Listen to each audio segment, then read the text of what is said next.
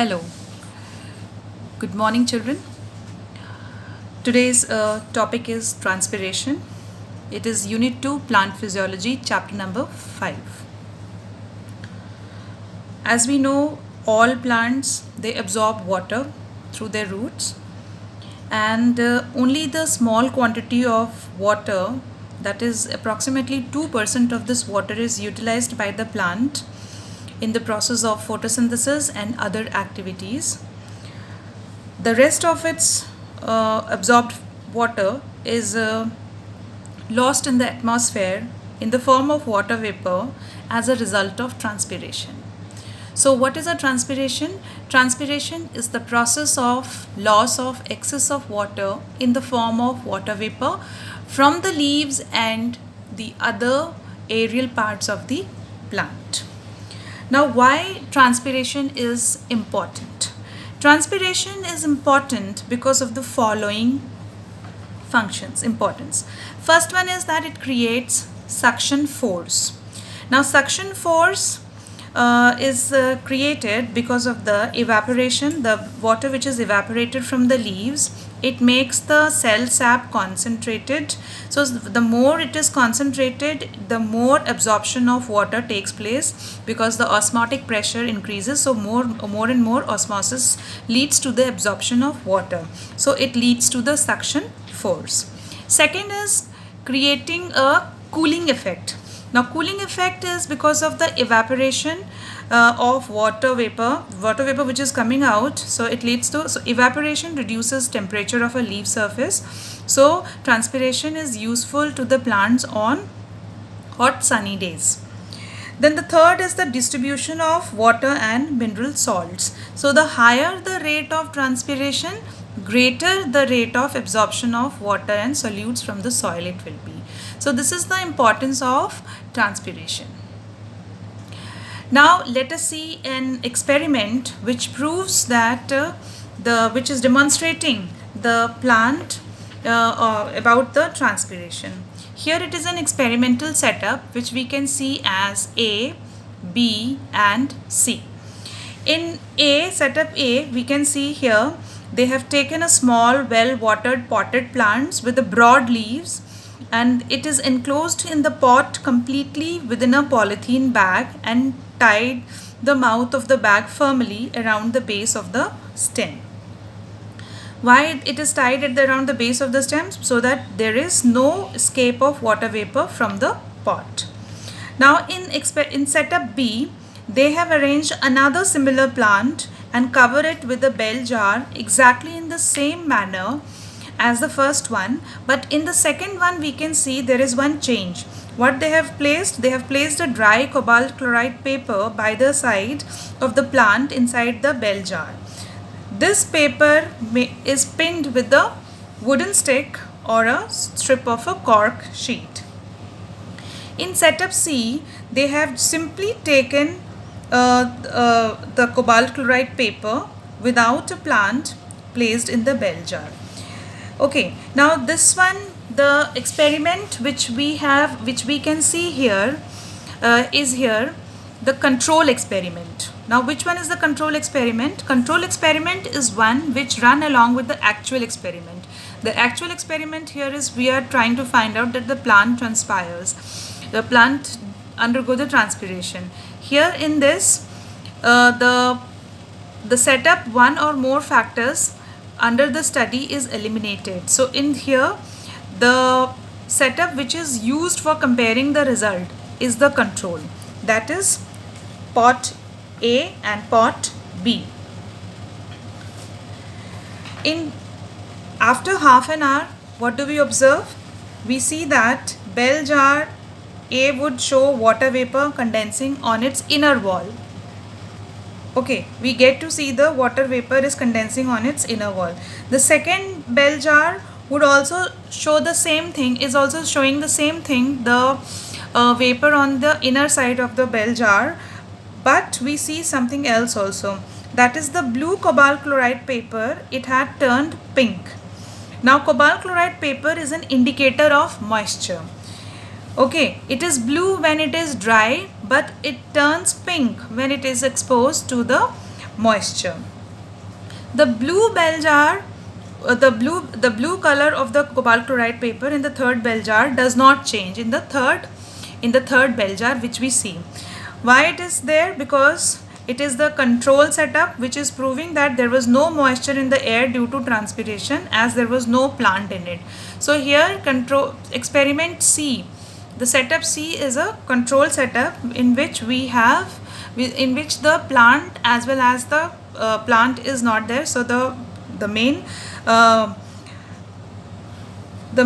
settings of the plant which will transpire is eliminating in this setup B. So by taking the 3 bell jars as described, the double visual proof of transpiration is there. First, the condensation of water vapor into droplets and change of color of the cobalt chloride paper. So these two things have proved that plants transpire. The water during the transpiration, water vapor is released, and plants do undergo the transpiration. Now we come on to the another topic, that is Ganong's potometer. Now Ganong's potometer is basically used for the measurement of transpiration. What is a potometer? Potometer is a device that measures the rate of water intake by the plant. So the more is the intake of the water by the plant, so the more will be the water lost by the plant by the process of transpiration. So here what do we see? If you see the structure here, so what they have done, a twig of a small suitable plant, it has been taken here. Any twig of a plant can be taken over here, okay, and it is cut with a sharp knife and it is fixed in the apparatus. The entire apparatus then it is filled with water so that there is no air spaces in between. Then an air bubble is introduced. Here by in which what do they do? Air bubble is introduced into the horizontal graduated capillary tube, which is dipping into the beaker containing water. Now how it is done? This is done by lifting the bent capillary tube above the colored water so that the air may go inside, and then quickly again it is dipped into the water. So as the transpiration proceeds, the water is lost from the twig, and then a suction force is set up which pulls the water from the beaker, and bubble in the capillary tube moves along. So this bubble will move along as soon as the water is being lost due to the process of transpiration. So the air bubble can be brought back this air bubble can be brought back by releasing the water from the water reservoir. The air bubble can be brought back to its original position by releasing some of the water from the reservoir into the capillary tube. Now here one thing we have to take care, that potometer do not measures the water lost during the transpiration, but it measures the water uptake by the cut shoot. It is not showing that how much water is lost, but it will show that how the measure of water uptake by the cut shoot.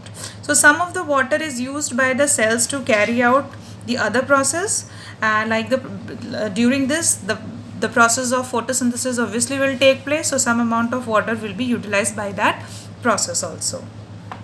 So this is what is the Ganong's potometer. In this we have to understand the setup of Ganong's potometer. Okay, the colored water is been taken so that when it is absorbed, the movement of colored water into the capillary tube will reflect the amount of water being utilized, the uptake of water by the colored twig. Now there are some precautions in the use of potometer. Now what is it? We must, when we are using the potometer, some precautions we have to use. First, the potometer should be made completely watertight, so to avoid the air bubble. Okay, and then the twig should be cut obliquely so that it may get the large surface area for the water intake. Okay, and to avoid suction of the air bubble. So these are the precautions which one must take during the use of a potometer. Then we come on to the last topic, that is the limitation in the use of potometer. The limitations which we get to see in the use of potometer is that introduction of air bubble is not an easy task, because bending it and then lifting the bent capillary tube and then bringing out the above the colored water and then again dipping it into the water, it is a difficult work to be done. So introduction of air bubble is bit difficult. Then the twig may not remain alive for a long time. It means that it shortens the period of using the potometer, because it cannot be used for the longer time. It may not be alive, the twig which we have chosen for the experiment. Then the third one, that any changes in the outside the temperature may affect the position of the air bubble.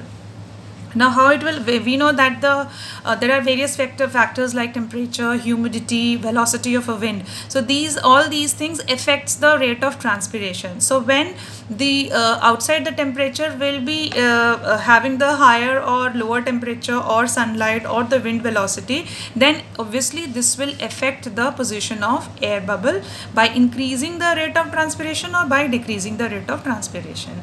So these are the some limitations which we get to see in potometer. That's all for today. Thank you.